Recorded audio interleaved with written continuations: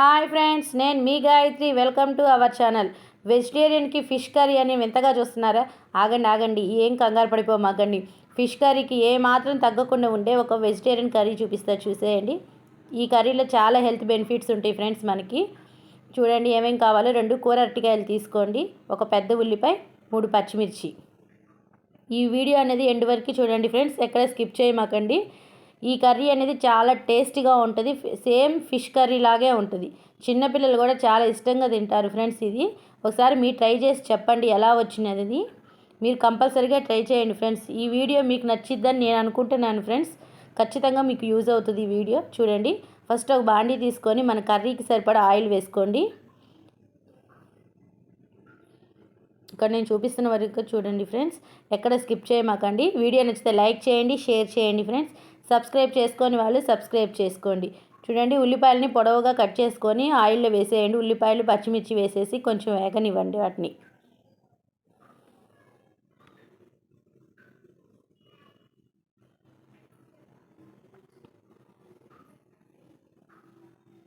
ఇక్కడ నేను చూపిస్తున్న విధంగా చేయండి ఫ్రెండ్స్. మీరు ఈరోజు ఏం కర్రీ చేశారు ఫ్రెండ్స్? మీ ఇంట్లో ఏంటి స్పెషల్స్ ఇవాళ?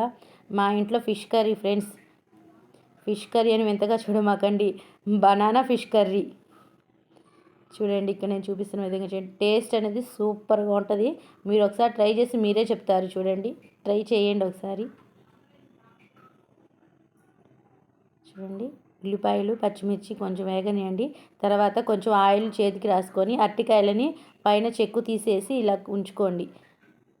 తర్వాత వాటిని ఫిష్ ఆకారంలో ఉండే క్రాస్గా కొంచెం రౌండ్ షేప్లో కట్ చేసేయండి. బనానాస్ వాటిని ఒక నీళ్ళల్లో వేసి ఉంచండి. తర్వాత ఉల్లిపాయల్లో పసుపు, సాల్ట్ 2 వేసి కొంచెం మూత పెట్టని మగ్గనివ్వండి ఫ్రెండ్స్. ఇక్కడ నేను చూపిస్తున్న విధంగా చేయండి.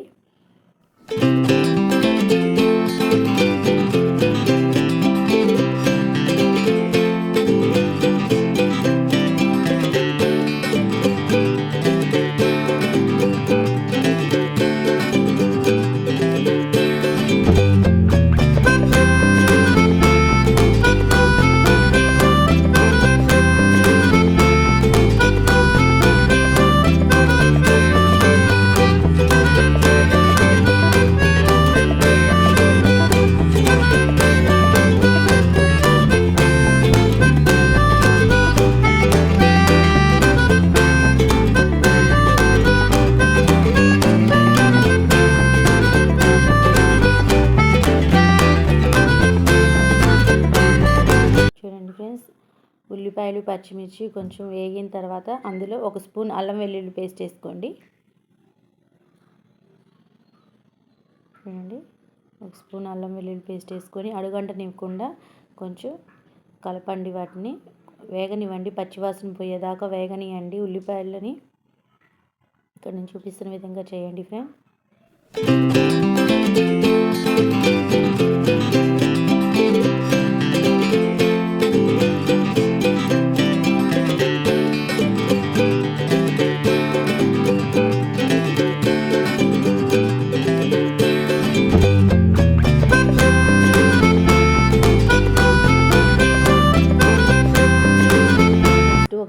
గరం మసాలా వేసుకోండి.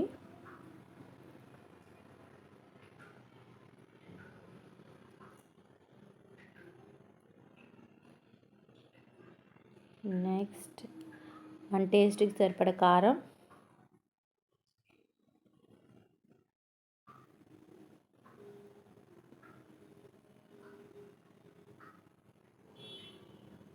కొంచెం అవి అడుగంటకుండా కలపండి.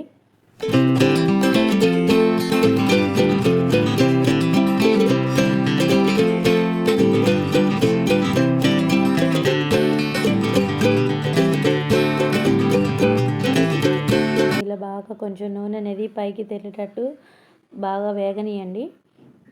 వేగిన తర్వాత 1 స్పూన్ ధనియాలు జీలకర్ర పొడి, వేయించిన ధనియాలు జీలకర్ర పొడి వేసుకోండి ఫ్రెండ్స్. కొంచెం సేపు వేగనియండి. నూనె అనేది అలా పైకి తేలుతూ ఉండాలా. ఇలా తేలుతూ ఉంటే కూర టేస్ట్ బాగుంటుంది. ఇప్పుడు మనం పొడవుగా కట్ చేసుకున్న అరటికాయలు ఉన్నాయి కదా, నీళ్ళల్లో వేసుకున్నాం. వాటిని మనం చేపలకి ఎలా అయితే నీట్గా పెట్టుకుంటామో మొత్తం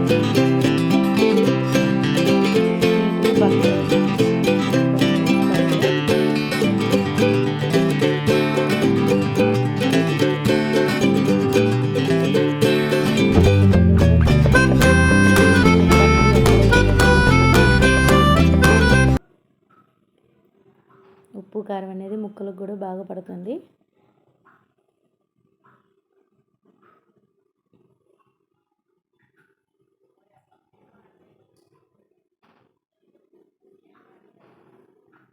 ఒకసారి పెట్టేసిన తర్వాత ఒకసారి కలపండి. కొంచెం కలిపేసి మూత పెట్టేసి ఒక 10 మినిట్స్ మగ్గనివ్వండి. అవి ఆవిరికి అనేది ఉడుకుతూ ఉంటుంది. ముక్క మెత్తబడిద్ది మనకి.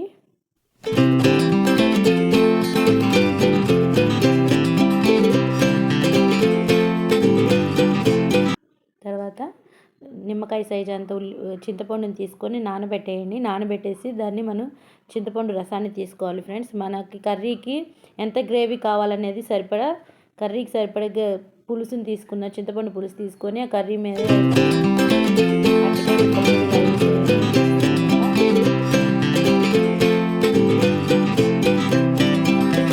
వేసేసి ఒక్కసారి అట్లా కొంచెం కలపండి. అన్నీ సమానంగా ఉంటాయి.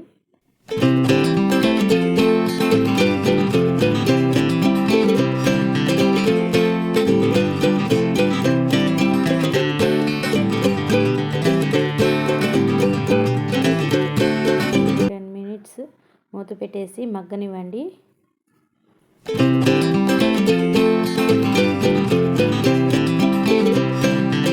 ఫ్రెండ్స్, ఇలా కూర బాగా ఉడికిన తర్వాత నూనె అనేది కొంచెం మనకి అలా పైన తేలుతూ ఉండాలా. మనకి ఎంత గ్రేవీ కావాలనేది చూసుకోండి ఫ్రెండ్స్. ఈ స్టేజ్లో ఉన్నప్పుడే మీకు సాల్ట్ సరిపోయిందో లేదో కొంచెం ఒకసారి చెక్ చేసుకోండి. సాల్ట్ సరిపోకపోతే ఇప్పుడు వేసేసుకోండి కొంచెం, 1 స్పూను 1/2 స్పూను. కర్రీ రెడీ అయింది చూడండి ఫ్రెండ్స్. దీనిపైన కొంచెం కొత్తిమీర వేసుకొని ఒక 5 మినిట్స్ మూత పెట్టేసేయండి.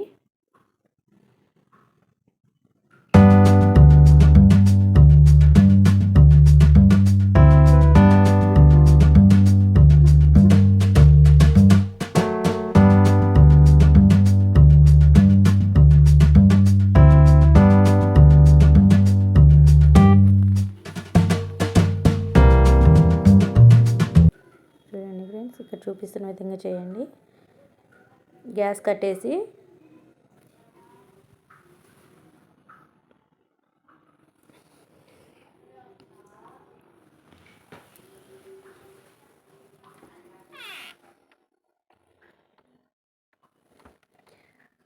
ఓకే ఫ్రెండ్స్, రెడీ అయింది చూసారా. వేడి చేపల కూర చాలా టేస్టీగా ఉంటుంది. వేడి అన్నంలోకి ఒక్క పీస్ వేసుకొని తిని చూడండి, సూపర్గా ఉంటుంది ఫ్రెండ్స్. ఓకే.